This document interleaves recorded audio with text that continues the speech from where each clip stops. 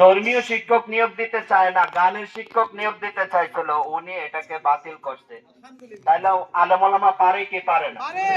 এবং আপনার 54 বছর থেকে অদ্যাবধি হাজার টাকা কোন সরকার ফিরিয়ে দিছে এরকম ইতিহাস আছে? উনি সরকারি ভাবে যারা হজ করতে গেছে 1000 টাকা উপরছে 8.5 কোটি।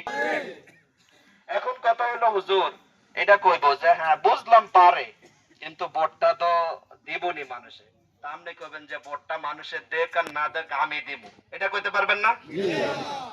আপনি বলবেন যে ভোট মানুষের দেখ আর না দেখ আমি দিব, তারপর এরকম নিয়োগ করা যায় না?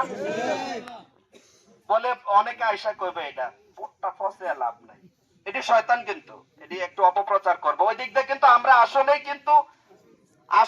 আমরা সংসদে যাইতে পারবো, আমাদের একটা জোয়ার আছে। তো কিছু লোক যে খাইছে অন খাইয়াই কইব ভোটটা